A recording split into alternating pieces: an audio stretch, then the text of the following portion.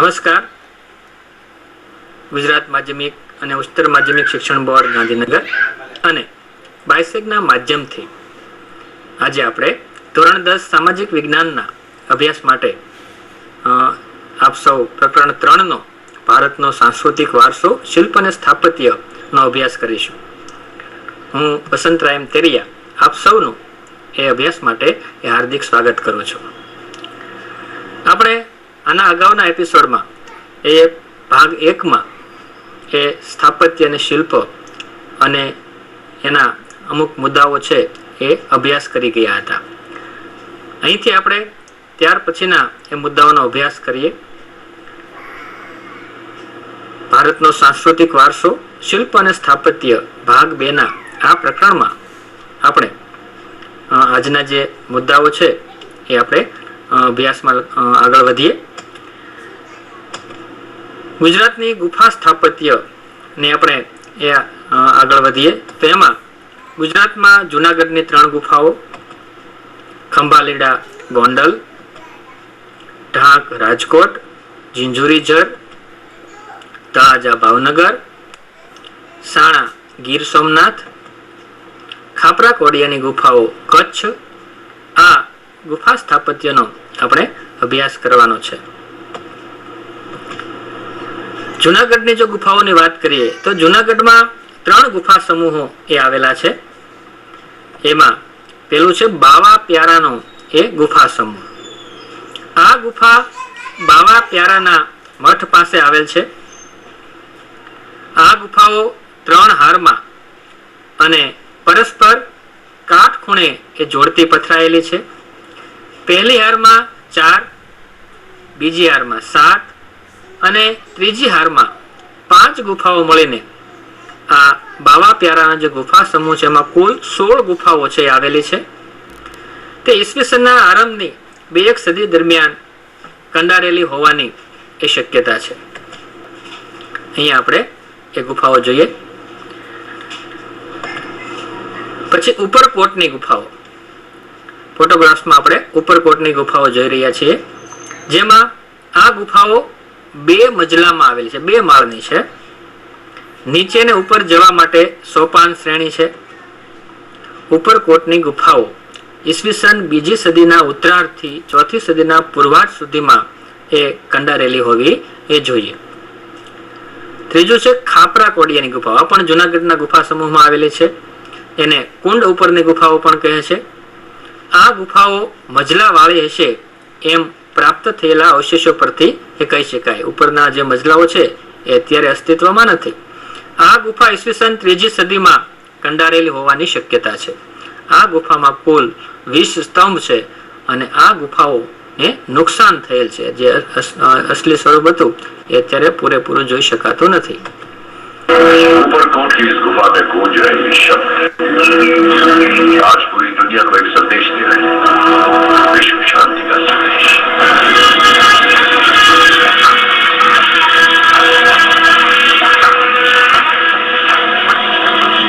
बचपन में एक बार दोस्तों से झगड़ा करके आया. तो माँ ने कहा शांत रहना सीखो. जब जिन्हें तुम्हारा नाम गौतम बुद्ध के नाम पर रखा गया. शांति का वही संदेश जूनागढ़ की इस चट्टान पर लिखा है. हम इसे पढ़ नहीं पाते मगर फिर भी समझ गए.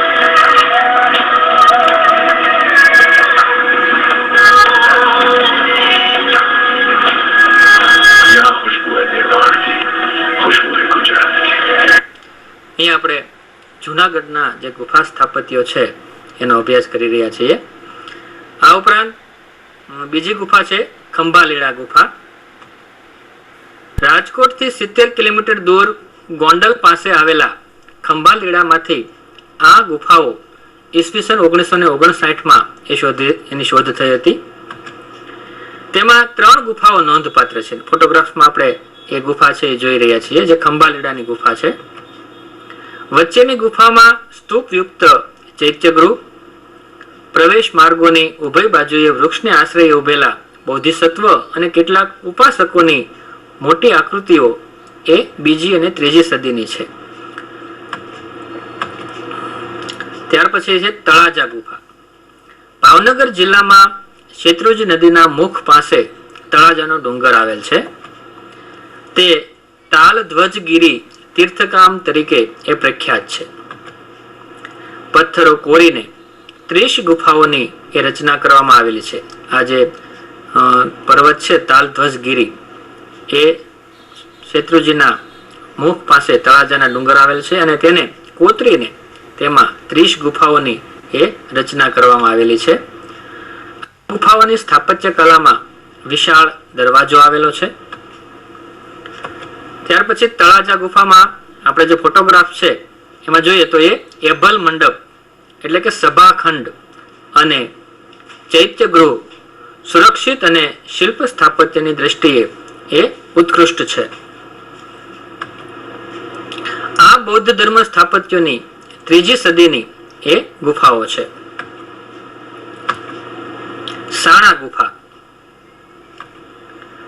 ગીર સોમનાથ જિલ્લાના ઉના તાલુકાના વાંકિયા ગામ પાસે રૂપેણ નદી ઉપર સાણાના ડુંગરો ઉપર આ ગુફાઓ આવેલ છે, એટલે તેને સાણા ડુંગર ઉપરથી સાણા ગુફા તરીકે એ ઓળખવામાં આવે છે. સાણા ડુંગર ઉપર મધપુડાની જેમ 62 જેટલી એ ગુફાઓ છે એ પથરાયેલી છે. આ ગુફાઓને કોઈ પાંડવ ગુફાઓ તરીકે પણ એ ઓળખે છે. ઢાંક ગુફા ઢાંક છે એ રાજકોટ જિલ્લામાં ઉપલેટા તાલુકાના ઢાંક ગામમાં ઢંકગીરી આવેલ છે અને તેની અંદર આ ઢાંકની ગુફાઓ છે એ કોતરીને બનાવેલી છે. ઢાંકની ગુફાઓ 4થી સદીના પૂર્વાર્ધની હોવાનું એ મનાય છે. અહીંયા આપણે નકશામાં જોઈએ છીએ તો ગુજરાતમાંથી જે પ્લેસ ગુફાઓ મળી છે એના પ્લેસ આપણા ગુજરાતના નકશામાં એ દેખાડેલા છે. એમાં એક છે ઝીંઝુરી ઝરની ગુફા. આપણે ઢાંકની ગુફાની વાત કરીએ તો ઢાંકની ગુફાથી પશ્ચિમ દિશામાં 7 કિલોમીટરના અંતરે સિદ્ધસર જામનગર જિલ્લામાં આવેલું છે. ત્યાંની પાસેની ઝીંઝુરી ઝરની ખીણમાં કેટલીક બૌદ્ધ ગુફાઓ આવેલી છે, જે ઝીંઝુરી ઝરની એ ગુફાઓ તરીકે એ ઓળખાય છે. ઈસવીસનની 1લી કે 2જી સદીની એ ગુફાઓ હોવાનું એ મનાય છે. કચ્છની ખાપરા કોડિયાની ગુફાઓ કચ્છના લખતર તાલુકામાં જૂના પાટગઢ પાસેના પહાડમાં આ ગુફાઓ છે એ આવેલી છે. કુલ એમાં 2 ગુફાઓ છે. આ ગુફાઓની શોધ ઈસવીસન 1967માં ટેકા શાસ્ત્રીએ કેશવરામ કાશીરામ શાસ્ત્રીએ એ કરેલી હતી. કડિયા ડુંગરની ગુફાઓ ભરૂચ જિલ્લાના ઝઘડિયા તાલુકામાં કડિયા ડુંગરની 3 ગુફાઓ આવેલી છે. આ બૌદ્ધ ધર્મની પ્રાચીન સ્થાપત્ય કલાનો ઉત્તમ નમૂનો ગણાય છે. અહીં ગુફા સ્થાપત્ય છે એ બેનમૂન છે. એક જ પથ્થરમાંથી કંડારેલો 11 ફૂટ ઊંચો એક સિંહ સ્તંભ એ અહીંયા કડિયા ડુંગરની ગુફામાં આવેલો છે. સ્તંભના શિરોભાગે 2 શરીર અને 1 મુખ વાળી એ સિંહની આકૃતિ છે એ જોવાલાયક છે. ત્યાર પછીનો આપણો જે મુદ્દો છે એ રથ મંદિરો.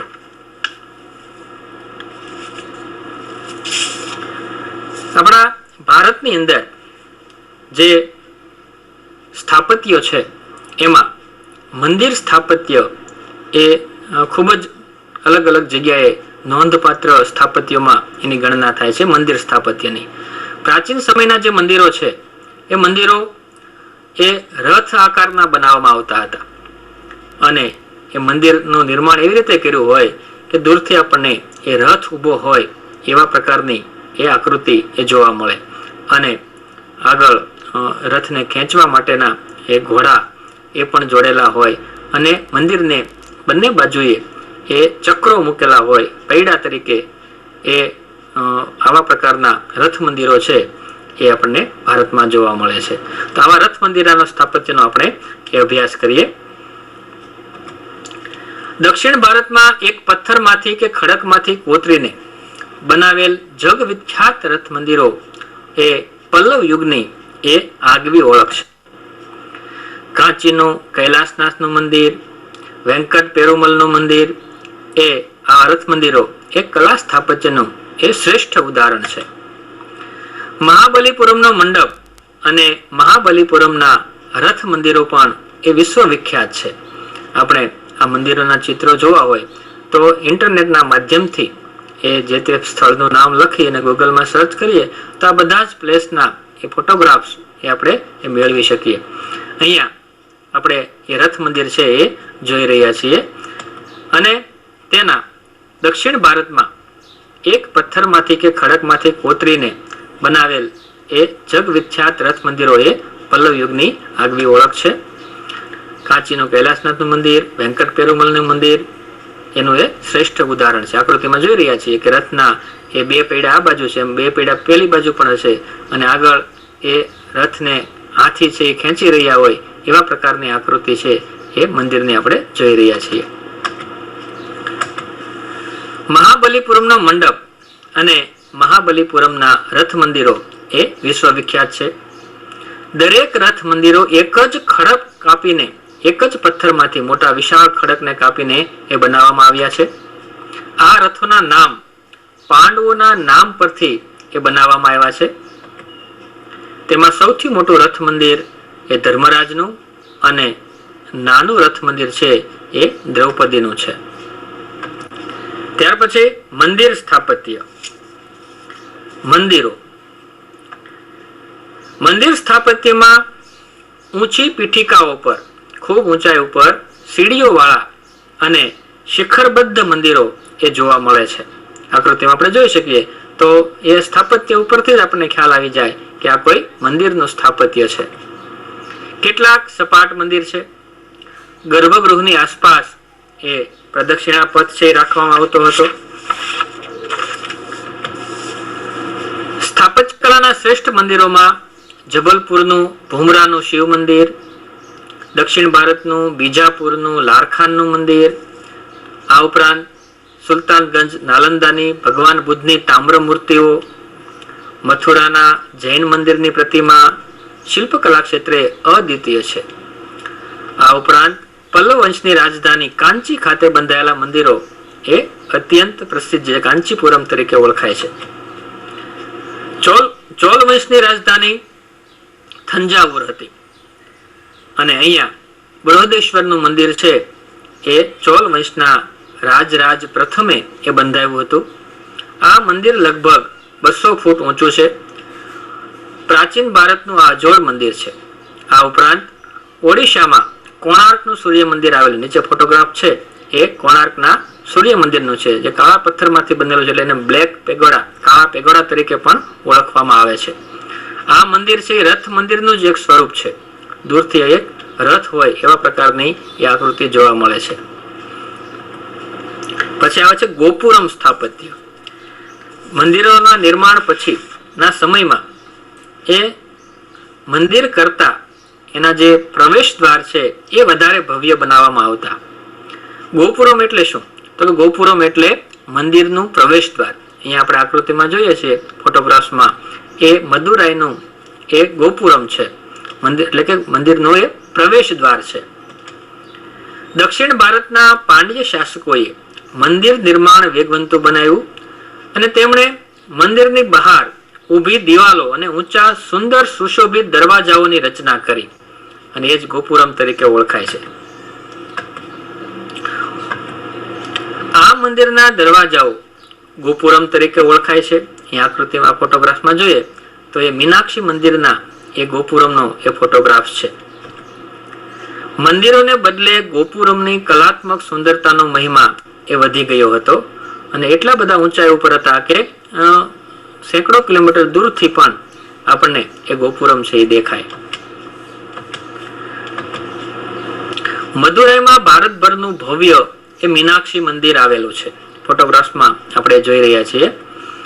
તે વિશાળ જગ્યાએ પથરાયેલ છે.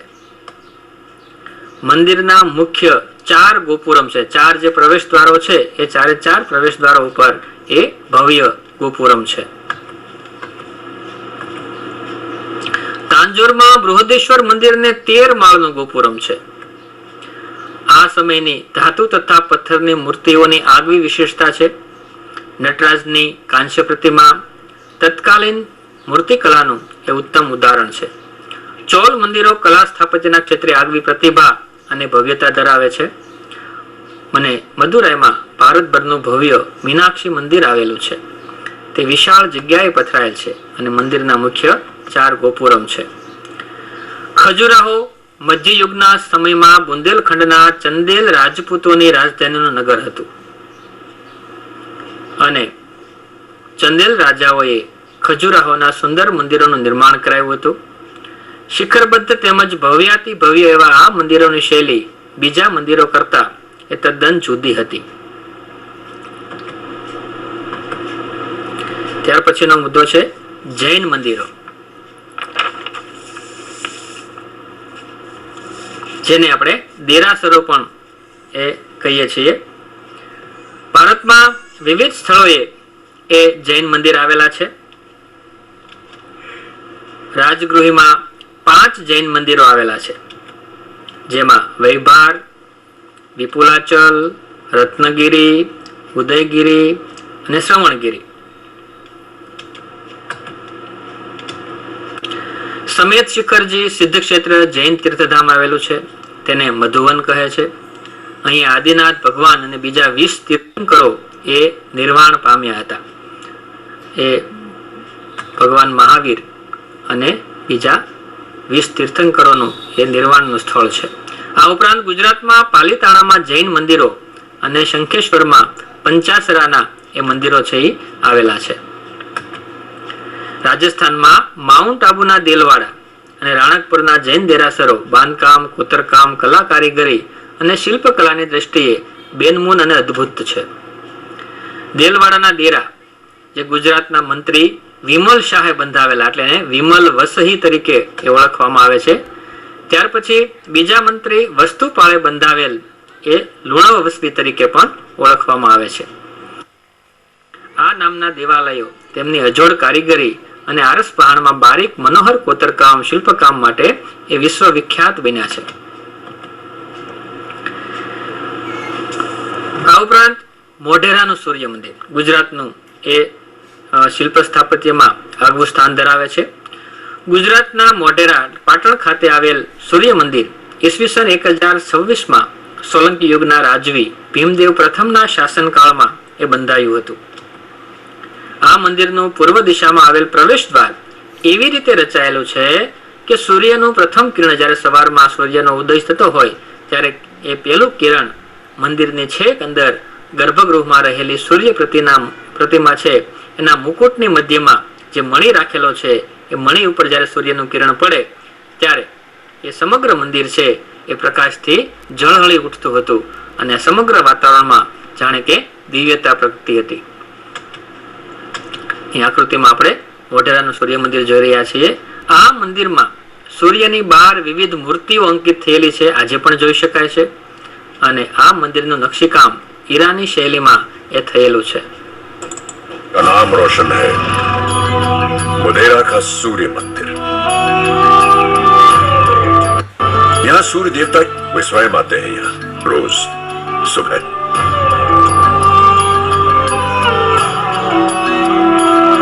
ये है पाटन की रानी उदयमती की बाव. कुआं गहरा होता है ये तो सुना था, ऊंचा होता है ये आज पहली बार देख रहा हूं. देखिए वडनगर का ये कीर्ति तोरण जिसने बहुत कुछ देखा है. ये पत्थर नहीं इतिहास के पन्ने हैं. सुनिए इनका संगीत. यहाँ खुशबू है हुनरमंद हाथ की, बीती हुई बात की. यहाँ खुशबू है गुजरात की. कुछ पल तो बिताइए इतिहास में, कुछ दिन तो गुजारिए. મોઢેરાના જે સૂર્ય મંદિર છે એ સૂર્ય મંદિરની બહાર એક વિશાળ એ જળકુંડ આવેલો છે અને આ કુંડની અંદર એ 108 જેટલા એ મંદિરો આવેલા છે. સવારના સમયે અને સાંજના સમયે જ્યારે એ કુંડમાં એ દીપમાળા પ્રગટાવવામાં આવે ત્યારે એના પાણીમાં એનું પ્રતિબિંબ પડે અને એ આખું દ્રશ્ય છે એ અદ્ભુત દ્રશ્ય એ સર્જાય છે. એટલે મોઢેરાનું સૂર્ય મંદિર એ આપણા ગુજરાતનું એ સૂર્ય મંદિરનું એ ખૂબ જ વિદેશમાં પણ એ ખ્યાતિ પ્રાપ્ત એ મંદિર આવેલું છે. અહીંયા આપણે મોઢેરાના સૂર્ય મંદિરનો જે વાત કરીએ એમાં મંદિરની બહારનું જે જળકુંડ છે એની ચારે બાજુ નાના નાના કુલ 108 જેટલા મંદિરો આવેલા છે, આકૃતિમાં આપણે જોઈ શકીએ છીએ. અને ત્યાં ઉષા એટલે કે સવાર અને સંધ્યાકાળે પ્રગટતી દીપમાળાને લીધે એક નયનરમ્ય દ્રશ્ય છે એ ઊભું થતું હતું. ત્યાર પછી આવે છે મધ્યકાલીન સ્થાપત્ય.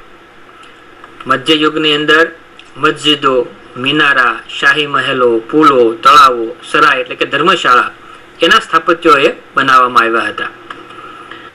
કુતબુદ્દીન ઐબકે દિલ્હીમાં કુતુબ મિનારની અને કુવત ઉલ ઇસ્લામ નામની એ મસ્જિદ બંધાવી.